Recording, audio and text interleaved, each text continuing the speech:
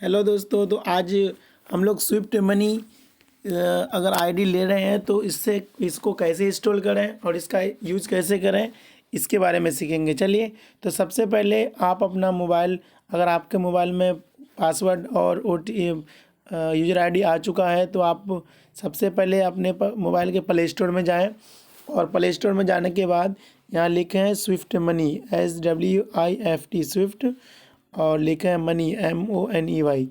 तो ये हमने देख लिया। आप देख सकते हैं, टाइप किया और ये सर्च कर रहे हैं तो ये जो आएगा ऊपर में, सबसे ऊपर में swift money quick some technology है, तो यहाँ पे हम क्लिक करेंगे। 6 MB का लगभग 7 MB का है और यहाँ इंस्टॉल में क्लिक करेंगे तो ये इंस्टॉल हो रहा है मेरा। तो चलिए, अब ये इंस्टॉल हो चुका है, डाउनलोड हो चुका है, अब इंस्टॉल हो रहा है। तो इस तरह से ये खुलेगा और यहाँ आपको फिनिश का अगर करते हैं तो शॉर्टकट आइकन बन जाएगा डेस्कटॉप पे, और ओपन करते तो यहीं से होगा। चलिए, तो हम यहाँ फिनिश कर देते हैं। फिनिश करने के बाद इसको हम हाइड कर देते हैं और देखते हैं कहाँ पे मेरा स्विफ्ट मनी आया। तो यहाँ आया तो हम इसको ओपन कर लेते हैं और ओपन कर लेते हैं। ये कुछ परमिशन मांग रहा है तो इसमें अलाउ कर देंगे। अलाउ करने के बाद तो जो मेरा मोबाइल में यूज़र आईडी और पासवर्ड आया उसको यहाँ टाइप करते हैं। तो मेरा जो यूज़र आईडी पासवर्ड आया है तो एक्चुअली में ये कस्टमर का है और उसी पर हम आज आपको बताने वाले हैं कि किस तरह से आप इसमें लॉगिन कर सकते हैं। ये आपका जो पासवर्ड यूज़र आईडी आया था वो डाल दिया मैंने। अब उसके बाद पासवर्ड डालते हैं। ये पासवर्ड हम यहाँ प्रेस कर रहे हैं और ये पासवर्ड प्रेस कर रहे हैं।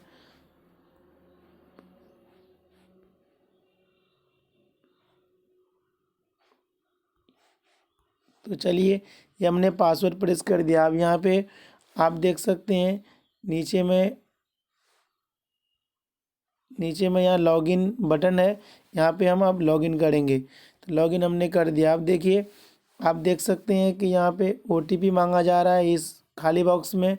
तो रजिस्टर्ड नंबर पे OTP गया है, जो OTP अभी हम यहाँ प्रेस करेंगे। तो चलिए, जो OTP आया उसको यहाँ हम प्रेस करते हैं। OTP हमने यहाँ पे प्रेस कर दिया और सबमिट बटन पे सबमिट कर देंगे। देखिए, ये लॉगिन हो चुका है। तो लॉगिन हो चुका है। सबसे पहले आप देख सकते हैं इसमें क्या क्या फ़ीचर कहाँ है वो हम आपको दिखाते हैं। देखिए, तो सबसे पहले यहाँ पे जो फीचर दिया हुआ है, यहाँ देखिए ये है 3 डॉट, ये होम का बटन है। यहाँ से आप कुछ चीज़ देख सकते हैं। तो चलिए पहले होम में देख लेते हैं क्या क्या होम में है। तो होम में देख सकते हैं यहाँ पे है account settlement, video KYC, contact. और अगर आपको इस एप्लीकेशन में किसी भी तरह का दिक्कत हो तो आप यहाँ कॉन्टैक्ट में जाके आप ये सारे लोगों से कॉन्टैक्ट कर सकते हैं। देखिए, इस कंपनी का जो खास बात है वो बात ये है कि KYC के लिए अलग यहाँ पे नंबर दे रखा है, APS के लिए अलग नंबर दे रखा है, और बिल बस पेमेंट के लिए अलग नंबर दे रखा है, इंश्योरेंस के अलग, मतलब हर डिपार्टमेंट का अलग अलग नंबर है।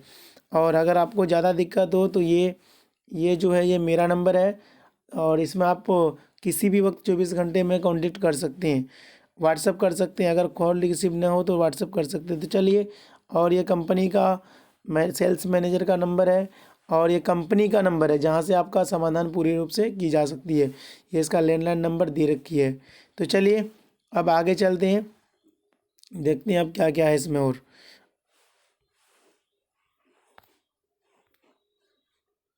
तो चलिए फिर होम में चलते हैं। इसका होम में आ गए हम। होम में देखिए, ये सारी सर्विसेज यहाँ पे हमको मिलती है।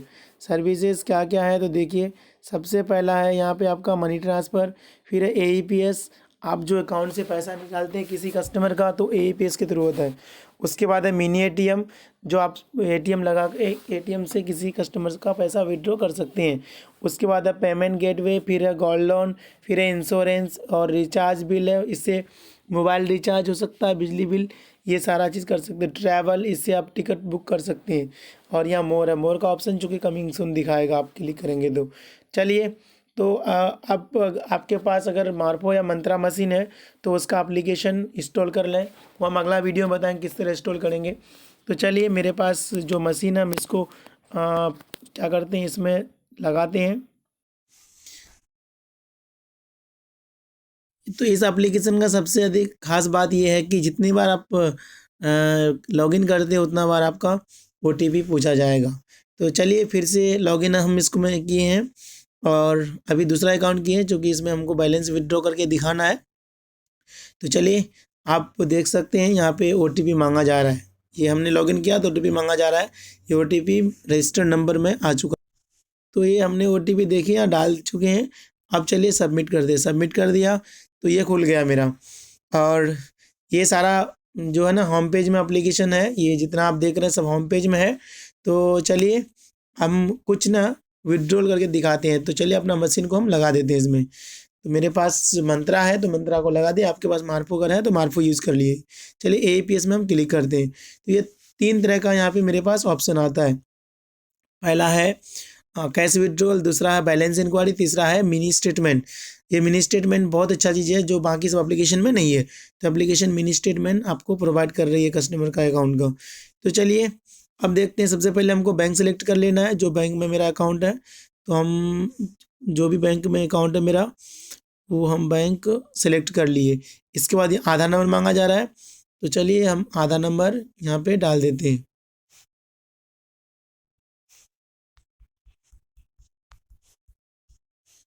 आधार नंबर हमने डाल दिया। अच्छा अब ये मोबाइल नंबर मांगता है। मोबाइल नंबर आप किसी का भी डाल सकते हैं, लेकिन कोशिश कीजिए कि कस्टमर का ही मोबाइल नंबर डालें, ठीक है। और यहाँ पैसा अमाउंट निकालना 1 से 1000 के बीच, तो हम ज़्यादा नहीं 100 रुपये ट्रांजेक्शन कर रहे हैं। तो यहाँ हमने क्लिक किया और यहाँ देखिए ये आया कि मंत्रा अपना वो एक्सेस मांग रहा है, तो ओके कर देना है, उसको प्रोसीड करना है।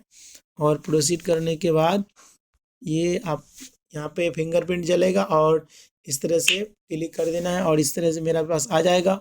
और ये आ जाएगा, दिखा रहा है कि देख लीजिए आपका मोबाइल नंबर और आधार नंबर और अमाउंट सही है, बैंक सही है या नहीं। तो उसके बाद आपको सबमिट में क्लिक करना है। और सबमिट में जब क्लिक करेंगे तो आपका ये कुछ प्रोसेस होगा, नेट पर डिपेंड करता है। नेट फास्ट चले तो जल्दी हो जाएगा। तो आप देख सकते हैं हाँ यहाँ सक्सेसफुल ट्रांजेक्शन हो चुका है। यहाँ देख सकते हैं इसमें कैश विड्रॉल और ये सक्सेसफुल हो चुका है। और ये अमाउंट भी दिख रहा है कि कितना निकाले हम और कितना अवेलेबल अकाउंट में है। उसके बाद ट्रांजेक्शन आईडी है, बैंक कौन सा है, आधार का चार्ट लास्ट डिजिट बता रहा है। तो ये बहुत ही अच्छा एप्लीकेशन है। आप इसको यूज़ कीजिए बढ़िया से।